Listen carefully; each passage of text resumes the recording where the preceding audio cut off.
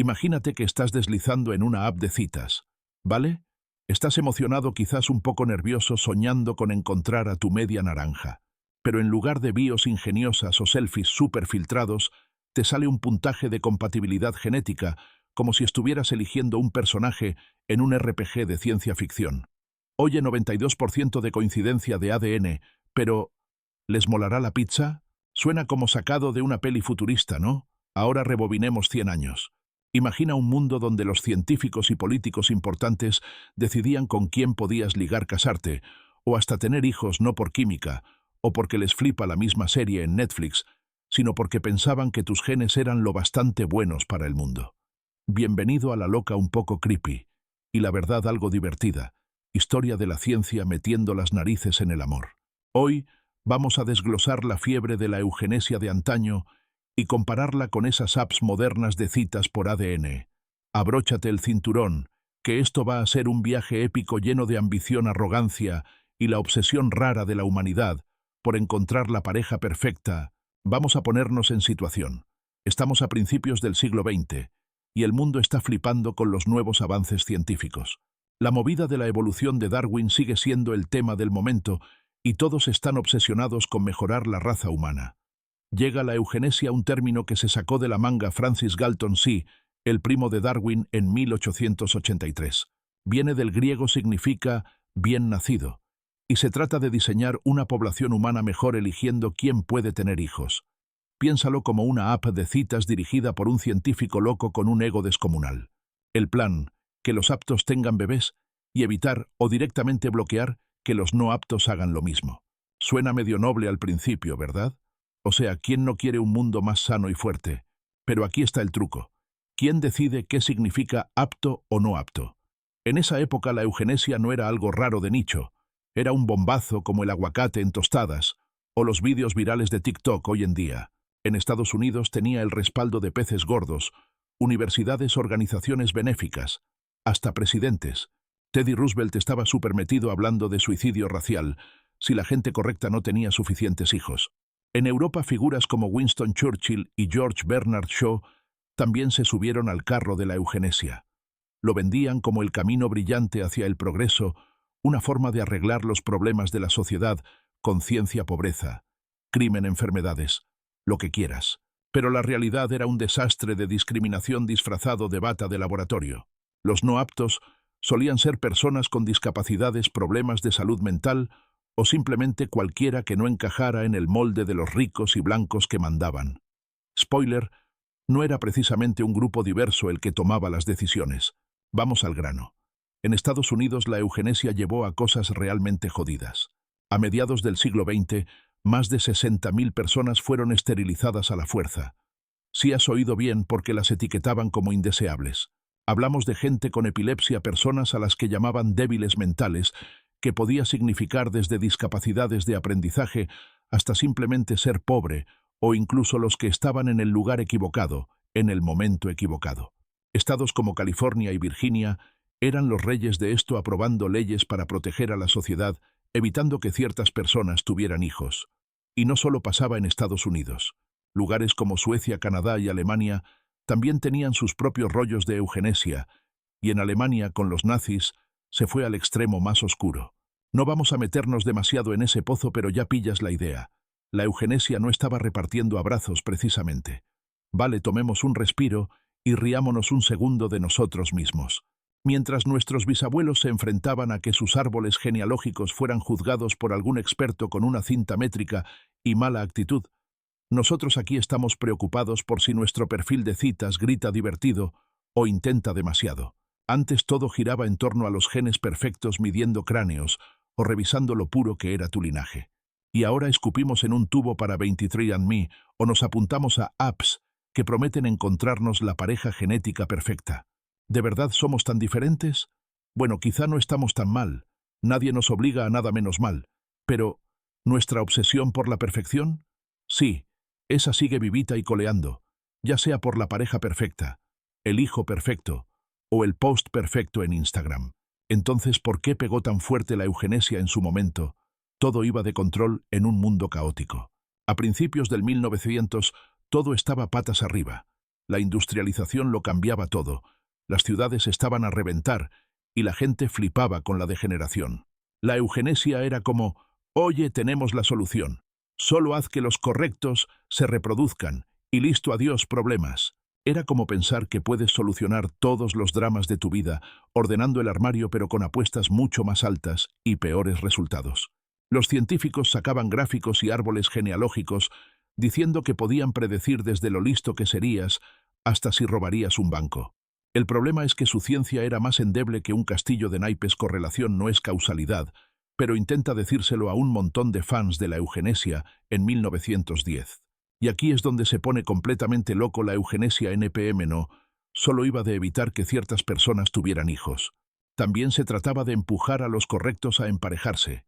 Tenían concursos de familias más aptas en las ferias estatales, sí, como exposiciones de perros, pero con humanos. Las familias competían para demostrar que eran las más sanas, inteligentes y genéticamente geniales.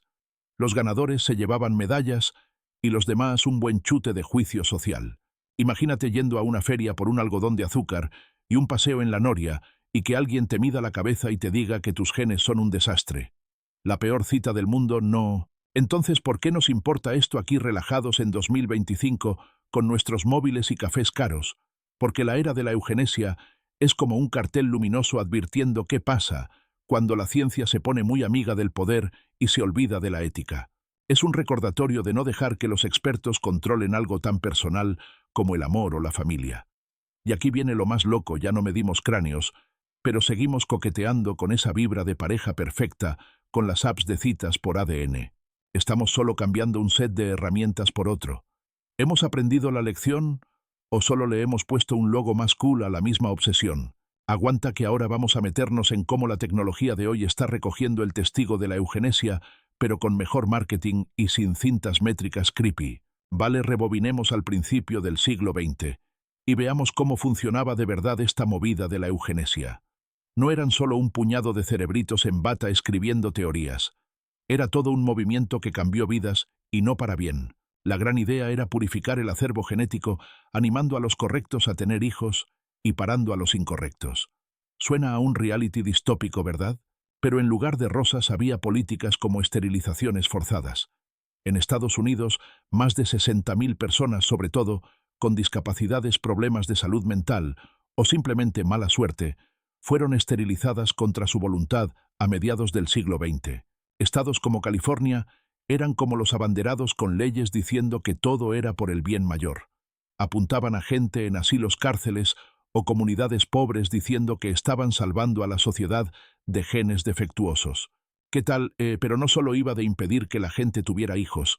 La eugenesia también jugaba a ser casamentera para los élite. Organizaban esos concursos de familias más aptas en las ferias, como un concurso de belleza, pero en vez de trajes de baño, juzgaban tu árbol genealógico. Las familias se presentaban esperando ganar una medalla brillante por ser las más genéticamente superiores. Imagínate a tu abuela luciéndose en la feria del condado, no por su receta de tarta de manzana, sino por su ADN de primera. Y si no dabas la talla te ibas con el ego magullado y quizás una charla sobre por qué tus genes no valían la pena. Es casi gracioso hasta que recuerdas el daño real. Las vidas de las personas eran controladas por una ciencia basura. Ahora hablemos de por qué pasó esto. Los primeros años del siglo XX eran un caos. La industrialización lo estaba revolucionando todo. Las ciudades estaban a tope y todos flipaban con el crimen y la pobreza. La eugenesia era como la solución rápida definitiva. La sociedad está hecha un desastre, solo hagamos que la gente correcta tenga hijos. Los científicos sacaban gráficos chulos diciendo que podían predecir quién sería un genio o un criminal basándose en su historial familiar. El problema es que su ciencia era tan sólida como una teoría conspiranoica de TikTok. Medían cosas como el tamaño del cráneo o el color de los ojos y lo llamaban prueba de superioridad. Mientras tanto ignoraban la ciencia real, como que el entorno y las oportunidades moldean a las personas mucho más que los genes solos. Pero la sutileza no vende cuando quieres vender un gran plan para arreglar a la humanidad. Y aquí se pone aún más loco. La eugenesia no era solo cosa de Estados Unidos, era global. En Europa, países como Suecia y Reino Unido tenían sus propios programas, pero Alemania lo llevó a otro nivel con los nazis. usaron la eugenesia para justificar algunas de las peores atrocidades de la historia, y todos sabemos cómo acabó eso. Es un recordatorio sombrío de lo que pasa cuando dejas que una mala idea corra sin frenos éticos. En Estados Unidos, incluso después de que los horrores de la Segunda Guerra Mundial hicieron que la gente cuestionara la eugenesia, algunos estados mantuvieron sus leyes de esterilización hasta los años 70. Sí, los 70. Así de arraigada estaba esa mentalidad. Vale, aligeremos un poco y riámonos de nosotros mismos. Antes estaban obsesionados con los genes perfectos, midiendo cabezas y haciendo árboles genealógicos como si fuera un trabajo a tiempo completo. Y hoy no somos tan distintos, solo lo hacemos con mejor tecnología. ¿Alguna vez has mandado tu saliva a 23andMe para saber si eres 2% vikingo? O tal vez has visto esas apps de citas por ADN que prometen emparejarte con alguien cuyos genes son tipo científicamente perfectos para ti.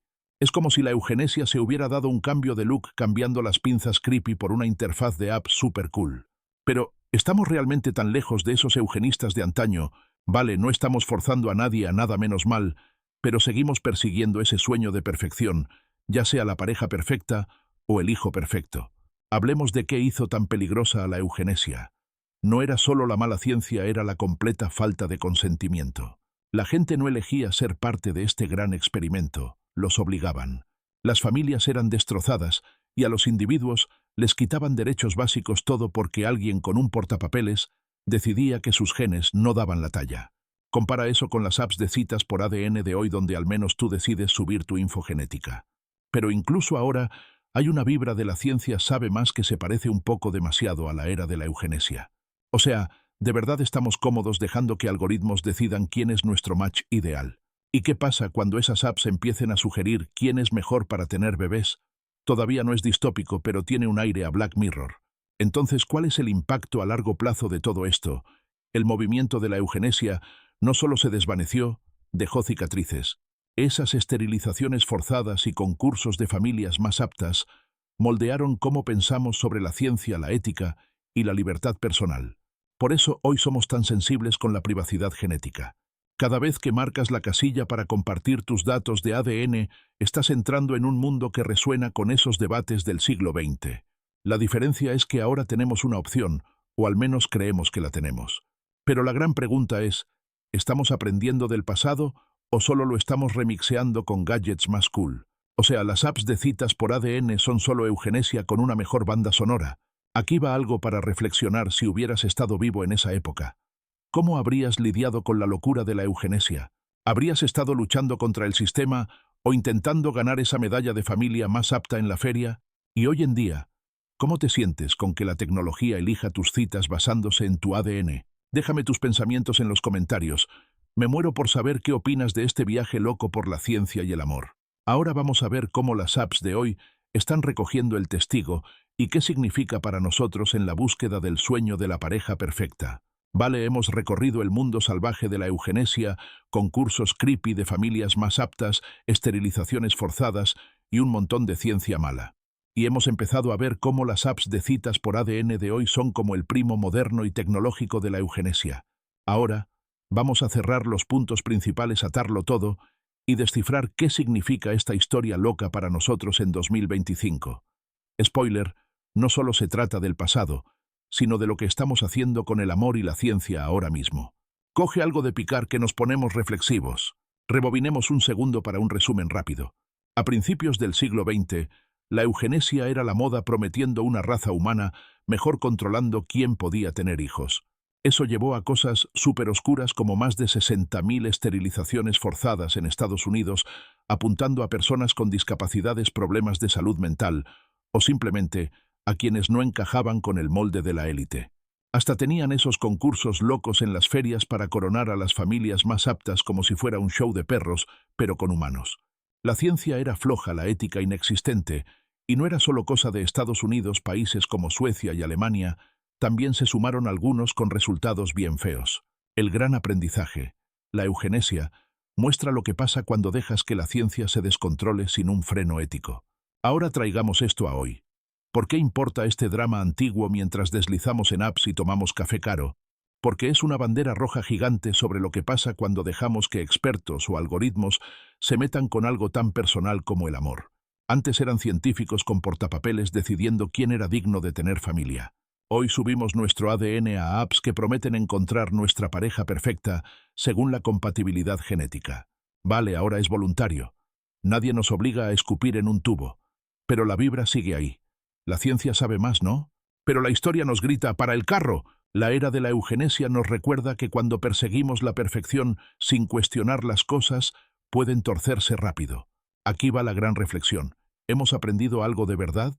Antes estaban obsesionados con arreglar la sociedad a través de los genes, ignorando cómo el entorno, la cultura y la garra humana moldean quiénes somos.